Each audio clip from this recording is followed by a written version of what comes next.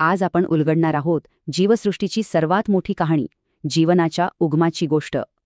हा प्रश्न आपल्या सगळ्यांनाच कधीतरी पडतो. चला याचं उत्तर शोधूया. आपला प्रवास सुरू होईल सूक्ष्म पातळीपासून एका भव्य कहाणीपर्यंत. पाहूया हे सगळं कसं जोडलेलं आहे. यालाच म्हणतात आनुवंशिकता. यामुळेच आपण आपल्या पालकांसारखे दिसतो. सगळा खेळ आहे सूचनांचा. आणि या सूचना DNA नावाच्या एका अद्भुत रेणूमध्ये असतात. ही आपल्या प्रत्येक पेशीमधली एक ब्लूप्रिंट आहे. ही ब्लूप्रिंट प्रत्यक्षात येते 2 प्रक्रियांतून, प्रतिलेखन आणि भाषांतरण. बघूया हे कसं घडतं. प्रतिलेखन म्हणजे DNA मधल्या एखाद्या जनुकाची प्रत बनवणं, अगदी एखाद्या रेसिपीची झेरॉक्स काढल्यासारखं. मग भाषांतरणामध्ये ती प्रत वाचून प्रथिनं तयार होतात, जे आपल्या शरीराचा महत्त्वाचा भाग आहेत. पण इथे एक मोठा प्रश्न आहे. जर सगळं फक्त कॉपी होत असेल, तर जगात इतकी विविधता कुठून आली? याचं उत्तर आहे उत्क्रांती. हे बदलाचं एक असं इंजिन आहे जे लाखो वर्षांपासून सुरू आहे. ही फक्त एक थ्योरी नाही, तर ही एक डिटेक्टिव्ह स्टोरी आहे, जिचे पुरावे आपल्या आजूबाजूलाच आहेत.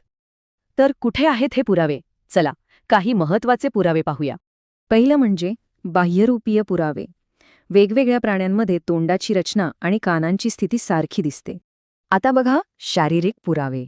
आतून हाडांची रचना बघितली की आपला सामायिक वारसा स्पष्ट दिसतो. एवढंच नाही, आपल्या शरीरात पूर्वजांकडून आलेली अवशेषांग सुद्धा आहेत, जसं की अंत्रपुच्छ. जीवाश्म म्हणजे तर भूतकाळाचे स्नॅपशॉट्सच.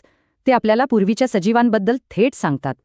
आणि भ्रूणविज्ञान तर दाखवतं की सुरुवातीला अनेक प्रजातींचे भ्रूण जवळजवळ सारखेच दिसतात. आता हा बदल कसा होतो याबद्दल लॅमार्क आणि डार्विन या 2 विचारवंतांची मतं वेगवेगळी होती. लॅमार्कला वाटायचं की सजीव आयुष्यात मिळवलेले गुण पुढच्या पिढीला देऊ शकतात, जसं की ताणलेली मान. पण डार्विनचा नैसर्गिक निवडीचा सिद्धांतच खरा ठरला. जो परिस्थितीशी जुळवून घेतो तोच टिकतो. आणि इथूनच सुरुवात होते आपल्या स्वतःच्या कथेची. ही टाईमलाईन आहे मानवी उत्क्रांतीच्या प्रवासाची. यातला एक महत्त्वाचा टप्पा म्हणजे लाखो वर्षांमध्ये झालेला आपल्या मेंदूचा विकास. तर सोप्या भाषेत सांगायचं तर आनुवांशिकता कोड लिहिते आणि उत्क्रांती ती कथा हळूहळू एडिट करते. बदलाची ही कहाणी अजून संपलेली नाहीये. आता प्रश्न हा आहे की पुढचं पान काय असेल?